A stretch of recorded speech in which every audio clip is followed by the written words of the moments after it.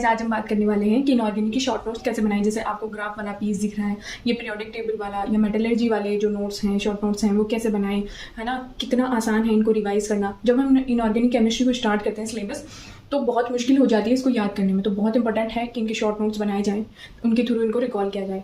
तो firstly my name is Rashmi and I am first year BDS student at RUH dental college Jaipur.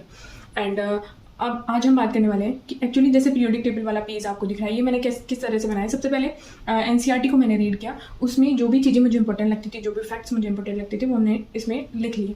But उसके अलावा जैसे coaching के material में जो भी चीज़ें थी एक्स्ट्रा, जो मुझे लगा कि मुझे इसमें लिख लेनी चाहिए, तो मैंने इसमें लिख ली।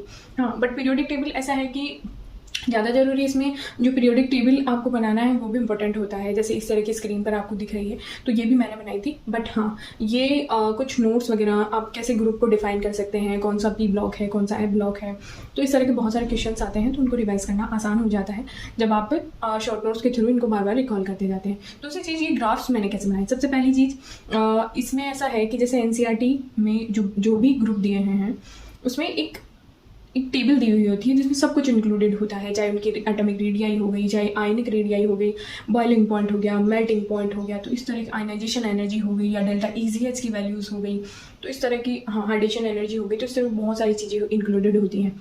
और सब कुछ भी बहुत इंपॉर्टेंट है क्योंकि बहुत कुछ एग्जाम में आ जाता है। बॉइलिंग पॉइंट हो गया, चाहे एटॉमिक रेडियाई, तो एक्सेप्शंस भी बहुत सारे हैं इनके अंदर। तो सबसे ज़रूरी होता है कि हम इन सब चीज़ों को एक साथ लिख लें। जैसे कि आपको स्क्रीन पर दिख रहा है कि कैसा एक मैंने पूरे ग्रुप्स का एक ही पेज पे ग्राफ बना लिए। बहुत सारे कैसे बनते हैं ये ग्राफ, इन्हीं के बारे में समझते हैं। सबसे पहले ये टेबल आपको स्क्रीन पर दिख रही है, NCERT की ये टेबल है। और फिर इसके थ्रू जैसे जो वाला ये जो ग्रुप है, इसमें अब देखेंगे सबसे पहले नीचे एलिमेंट्स लिख लेते हैं हम। फिर उसके बाद इस लाइन पर कुछ नहीं लिखा जाएगा Y एक्सिस पर। एंड इसके अलावा जैसे जो भी लाइन आप ड्रॉ करेंगे उसके ऊपर आप या उसके पास में आप लिख लेंगे कि आयनाइजेशन एनर्जी का है, ये बॉइलिंग पॉइंट का है, मेल्टिंग पॉइंट का है। तो इसमें कुछ एक्सेप्शंस होते हैं, तो वो आप अलग से ड्रॉ कर लेते हैं। जैसे अगर हम बात करें आयनाइजेशन एनर्जी, तो अप टू डाउन डिक्रीज करेगी तो उसका हम ग्राफ नीचे बनाते हुए लेते जाएंगे।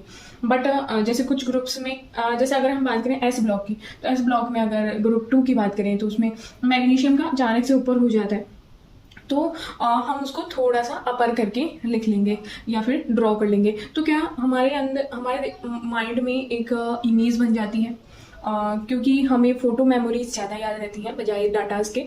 तो वो फ़ोटो मेमोरी हमारे माइंड में क्लिक हो जाती है इजीली कि हाँ, मैग्नीशियम का थोड़ा ऊपर था, या फिर जो भी एक्सेप्शंस होते हैं उसमें ऊपर नीचे करके आप इजीली उसमें कर सकते हैं। सबसे पहली चीज़, जो एक्सेप्शन नहीं है उनको ढंग से याद कीजिए, उनको इस तरह से याद कीजिए कि इनमें कोई एक्सेप्शन नहीं है।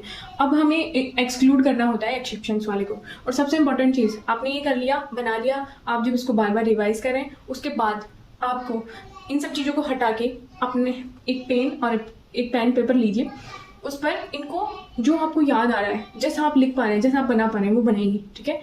एंड उसके बाद एक आपको अलग कॉन्फिडेंस फील होगा कि हाँ, ये मैं कर सकता हूँ या ये मैं कर सकती हूँ, तो वो आप इजीली कर पाएंगे।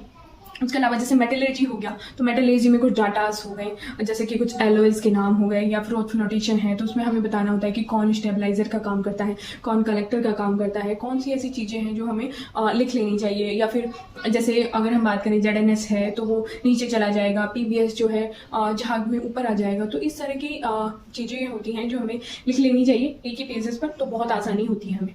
दूसरी चीज़, इसमें आप ये ट्राई कीजिए इनऑर्गेनिक केमिस्ट्री में कि आप शॉर्ट नोट्स के थ्रू चीज़ों को कंपाइल कर पाएँ, ताकि चीज़ों को रिवाइज करना आसान हो पाए। और NCERT के आसपास उन सब चीज़ों को लिख लेना चाहिए। अगर जो भी खाली जगह होती है, तो अगर आपने कुछ गलती की है, आपको लगता है कि NCERT से ही था, तो उसको वहीं इंक्लूड कर लीजिए, तो बहुत आसानी हो जाएगी आपको इन सब चीज़ों को रिवाइज करने में।